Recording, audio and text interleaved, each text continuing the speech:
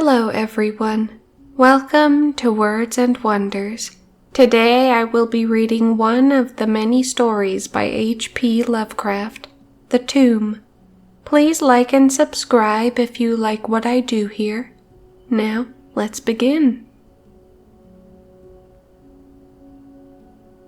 In relating the circumstances which have led to my confinement within this refuge for the demented, I am aware that my present position will create a natural doubt of the authenticity of my narrative.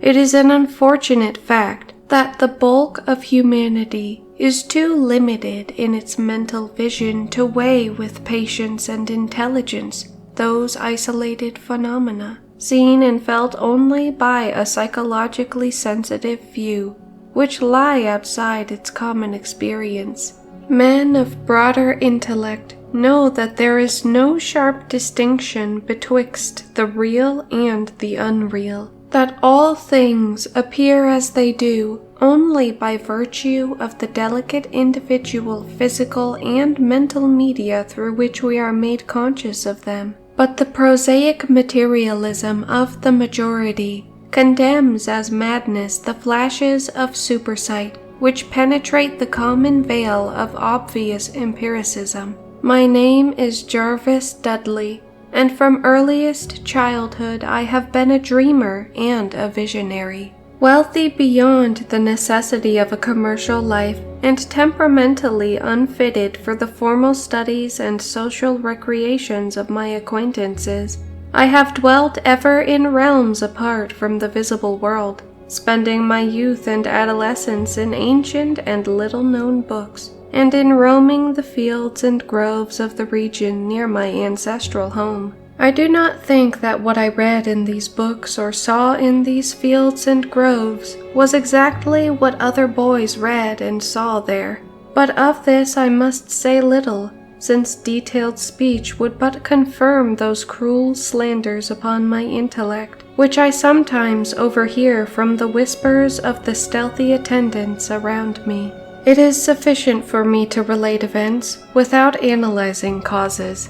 I have said that I dwelt apart from the visible world, but I have not said that I dwelt alone. This no human creature may do, for lacking the fellowship of the living, he inevitably draws upon the companionship of things that are not or are no longer living.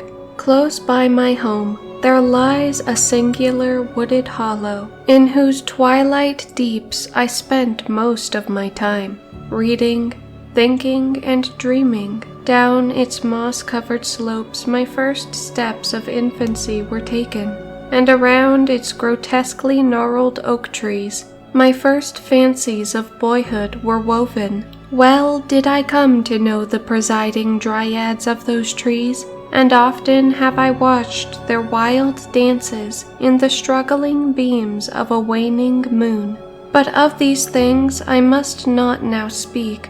I will tell only of the lone tomb in the darkest of the hillside thickets, the deserted tomb of the Hydes, an old and exalted family, whose last direct descendant had been laid within its black recesses many decades before my birth. The vault to which I refer is of ancient granite, weathered and discolored by the mists of the dampness of generations.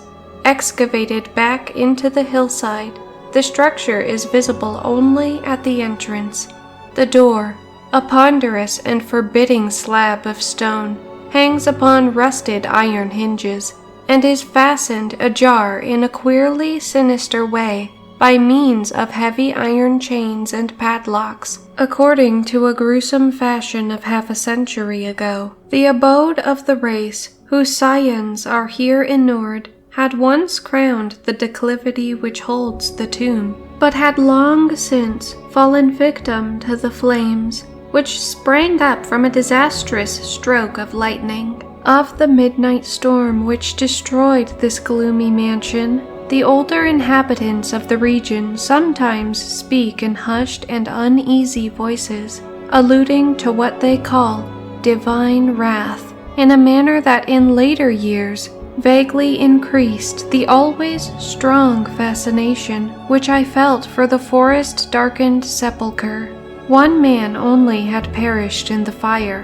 When the last of the hides was buried in this place of shade and stillness, the sad urnful of ashes had come from a distant land, to which the family had repaired when the mansion burned down. No one remains to lay flowers before the granite portal, and few care to brave the depressing shadows which seem to linger strangely about the water-worn stones. I shall never forget the afternoon when I first stumbled upon the half-hidden house of death.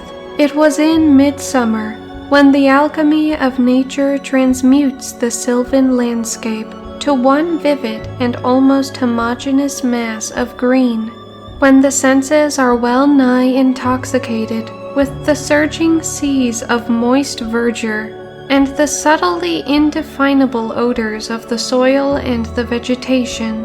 In such surroundings, the mind loses its perspective. Time and space become trivial and unreal, and echoes of a forgotten prehistoric past beat insistently upon the enthralled consciousness.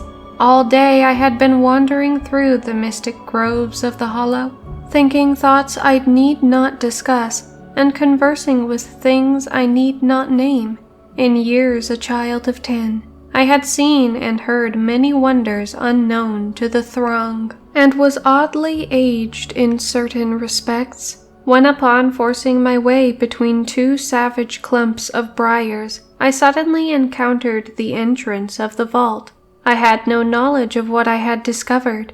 The dark blocks of granite, the door so curiously ajar, and the funeral carvings above the arch aroused in me no associations of mournful or terrible character. Of graves and tombs I knew and imagined much, but had on account of my peculiar temperament been kept from all personal contact with churchyards and cemeteries. The strange stone house on the woodland slope was to me only a source of interest and speculation, and its cold, damp interior, into which I vainly peered through the aperture so tantalizingly left, contained for me no hint of death or decay. But in that instant of curiosity was born the madly unreasoning desire which had brought me to this hell of confinement, spurred on by a voice which must have come from the hideous soul of the forest. I resolved to enter the beckoning gloom in spite of the ponderous chains which barred my passage.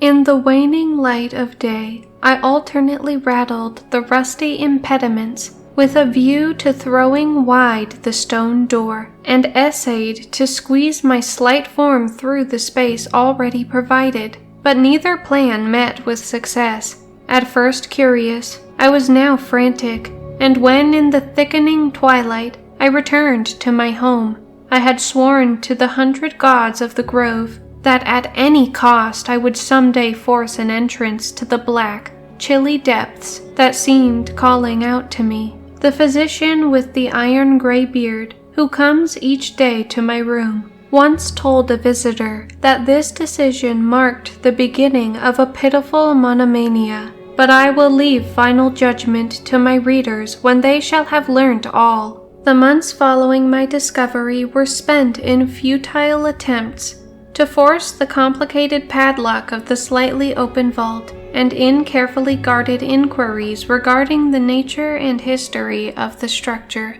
With the traditionally receptive ears of the small boy, I learned much, though an habitual secretiveness caused me to tell no one of my information or my resolve. It is perhaps worth mentioning that I was not at all surprised or terrified on learning the nature of the vault. My rather original ideas regarding life and death had caused me to associate the cold clay with the breathing body in a vague fashion, and I felt that the great and sinister family of the burned-down mansion was in some way represented within the stone space I sought to explore. Mumbled tales of the weird rites and godless revels of bygone years in the ancient hall gave to me a new and potent interest in the tomb, before whose door I would sit for hours at a time each day. Once I thrust a candle within the nearly closed entrance, but could see nothing save a flight of damp stone steps leading downward. The odor of the place repelled yet bewitched me. I felt I had known it before, in a past remote beyond all recollection, beyond even my tenancy of the body I now possess. The year after I first beheld the tomb, I stumbled upon a worm-eaten translation of Plutarch's Lives in the book-filled attic of my home. Reading Life of Theseus, I was much impressed by the passage telling of the great stone beneath which the boyish hero was to find his tokens of destiny whenever he should become old enough to lift its enormous weight. This legend had the effect of dispelling my keenest impatience to enter the vault, for it made me feel that the time was not yet ripe. Later I told myself I should grow to a strength and ingenuity which might enable me to unfasten the heavily chained door with ease. But until then I would do better by conforming to what seemed the will of fate. Accordingly, my watches by the dank portal became less persistent, and much of my time was spent in other, though equally strange, pursuits.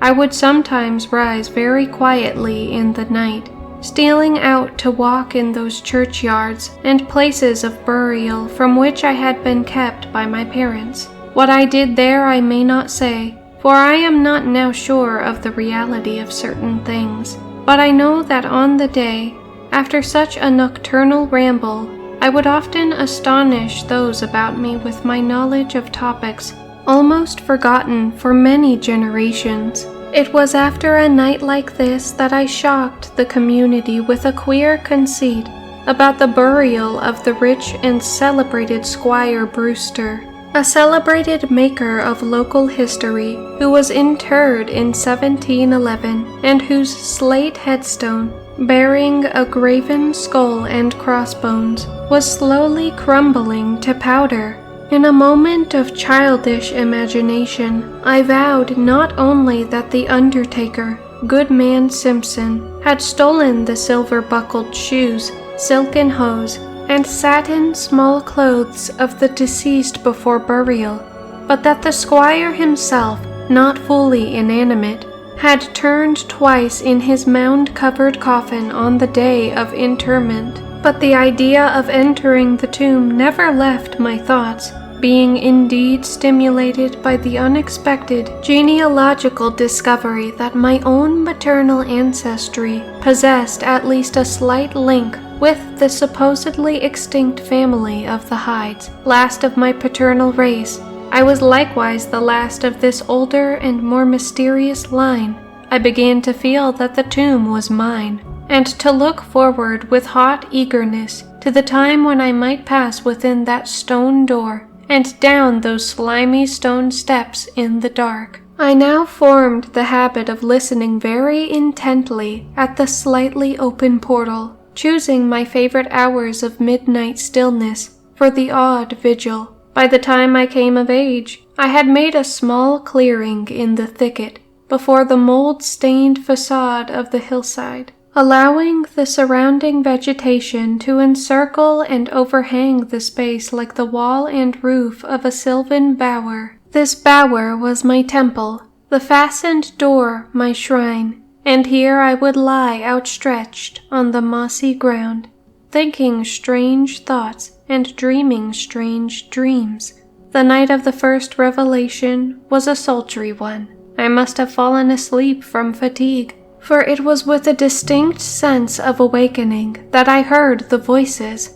Of those tones and accents I hesitate to speak. Of their quality I will not speak, but I may say that they present certain uncanny differences in vocabulary, pronunciation, and mode of utterance. Every shade of New England dialect, from the uncouth syllables of the Puritan colonists to the precise rhetoric of 50 years ago, seemed to represent in that shadowy colloquy, though it was only later that I noticed the fact. At the time, indeed, my attention was distracted from this matter by another phenomenon, a phenomenon so fleeting that I could not take oath upon its reality. I barely fancied that as I awoke, a light had been hurriedly extinguished within the sunken sepulchre. I do not think I was either astounded or panic-stricken, but I know that I was greatly and permanently changed that night. Upon returning home, I went with much directness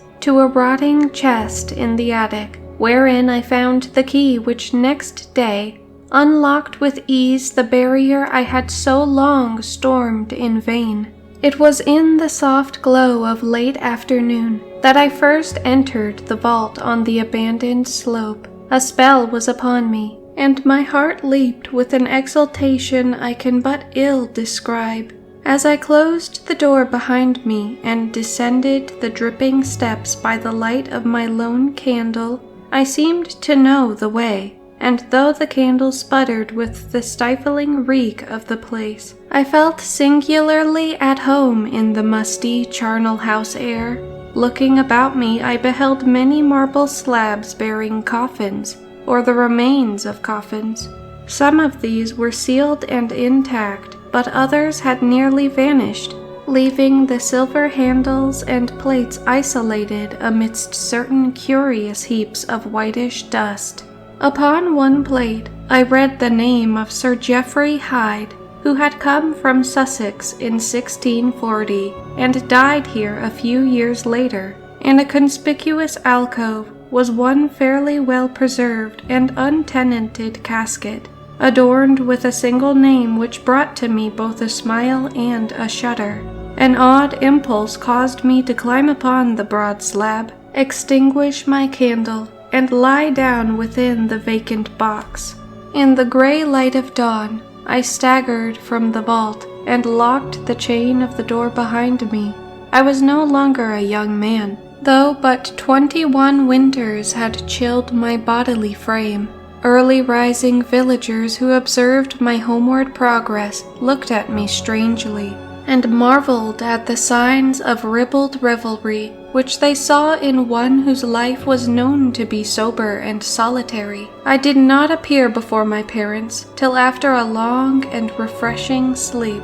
Henceforward I haunted the tomb each night, seeing, hearing, and doing things I must never reveal, my speech always susceptible to environmental influences, was the first thing to succumb to change, and my suddenly acquired archaism of diction was soon remarked upon. Later, a queer boldness and recklessness came into my demeanor, till I unconsciously grew to possess the bearing of a man of the world despite my lifelong seclusion. My formerly silent tongue waxed voluble with the easy grace of a Chesterfield, or the godless cynicism of a Rochester.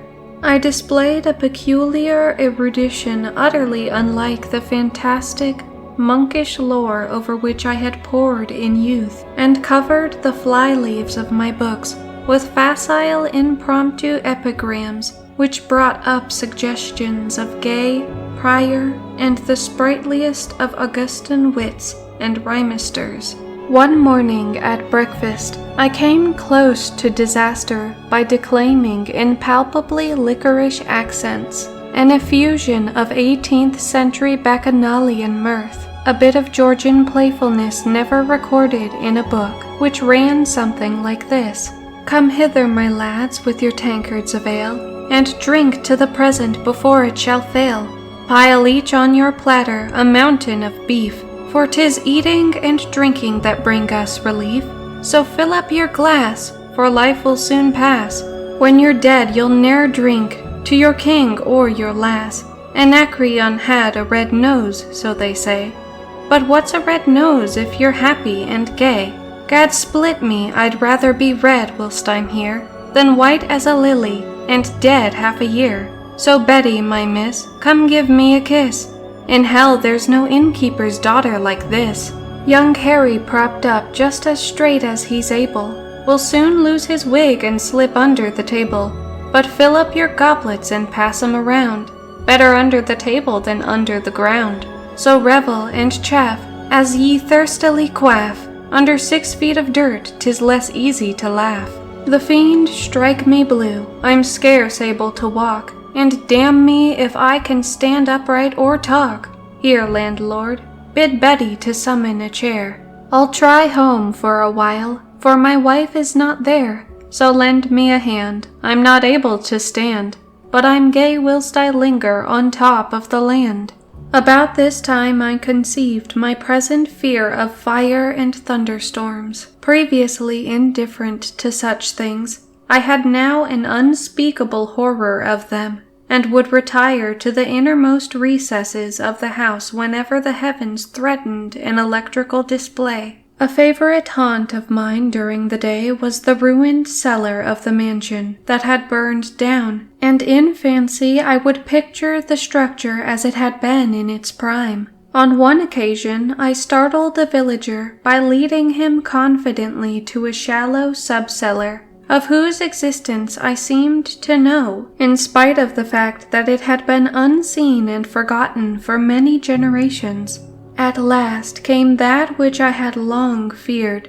My parents, alarmed at the altered manner and appearance of their only son, commenced to exert over my movements a kindly espionage which threatened to result in disaster. I had told no one of my visits to the tomb, having guarded my secret purpose with religious zeal since childhood. But now I was forced to exercise care in threading the mazes of the wooded hollow, that I might throw off a possible pursuer.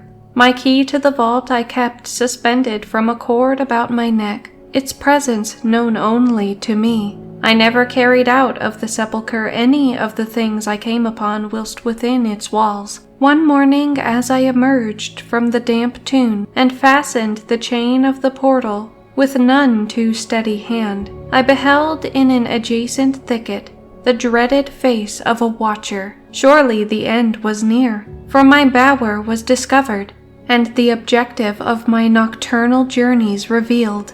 The man did not accost me, so I hastened home in an effort to overhear what he might report to my careworn father. Were my sojourns beyond the chained door about to be proclaimed to the world?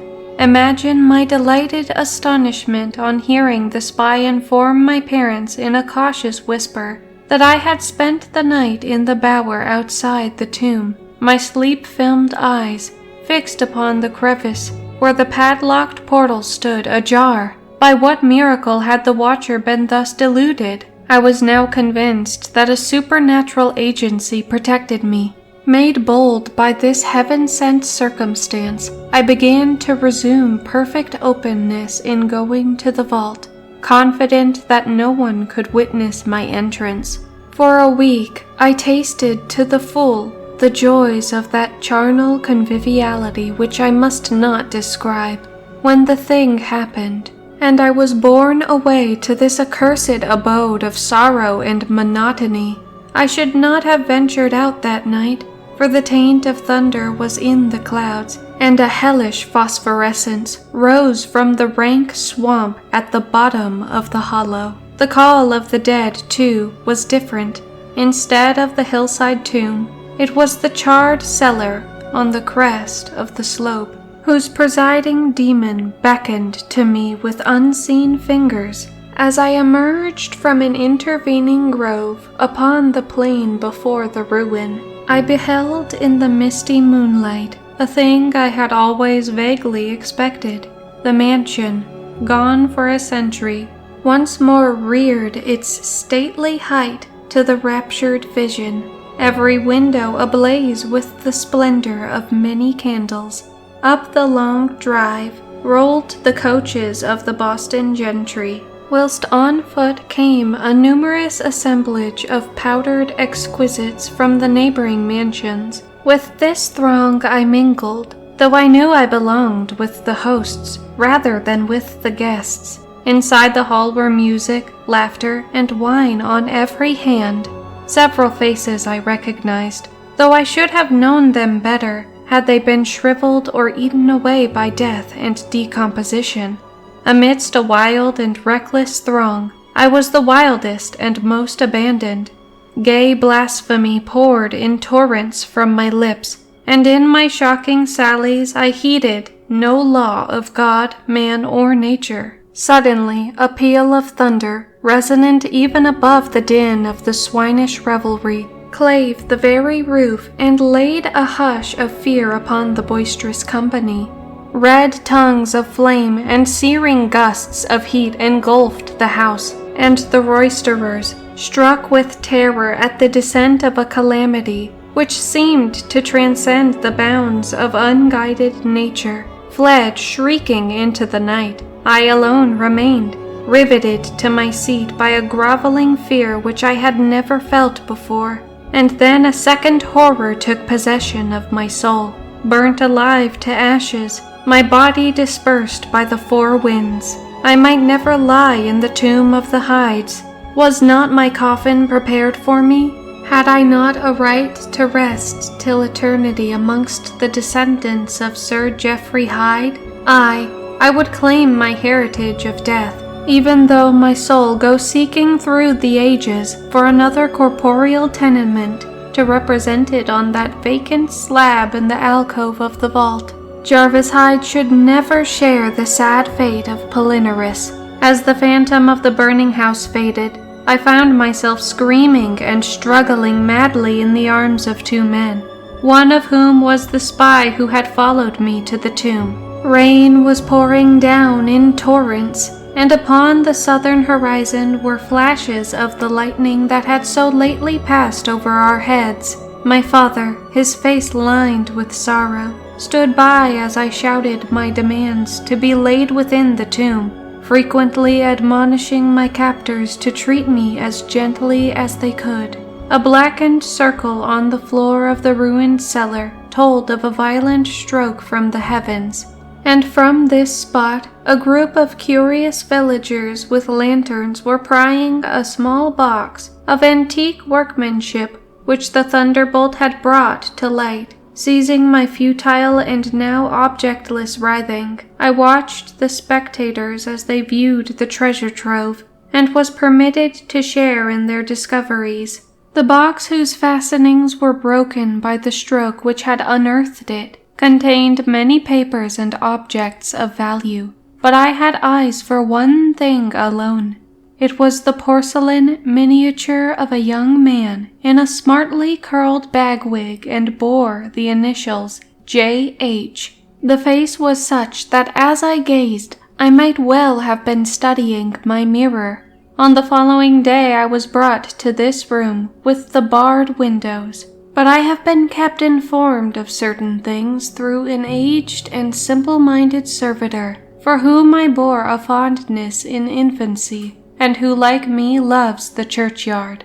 What I have dared relate of my experiences within the vault have brought me only pitying smiles. My father, who visits me frequently, declares that at no time did I pass the chained portal, and swears that the rusted padlock had not been touched for 50 years when he examined it. He even says that all the village knew of my journeys to the tomb, and that I was often watched as I slept in the bower outside the grim facade, my half-opened eyes fixed on the crevice that leads to the interior. Against these assertions I have no tangible proof to offer, since my key to the padlock was lost in the struggle on that night of horrors. The strange things of the past which I learnt during those nocturnal meetings with the dead he dismisses as the fruits of my lifelong and omnivorous browsing amongst the ancient volumes of the family library. Had it not been for my old servant Hiram, I should have by this time become quite convinced of my madness. But Hiram, loyal to the last, had held faith in me, and has done that which impels me to make public at least a part of my story. A week ago he burst open the lock which chains the door of the tomb, perpetually ajar, and descended with a lantern into the murky depths. On a slab in an alcove he found an old but empty coffin, whose tarnished plate bears the single word, Jarvis. In that coffin, and in that vault, they have promised me I shall be buried.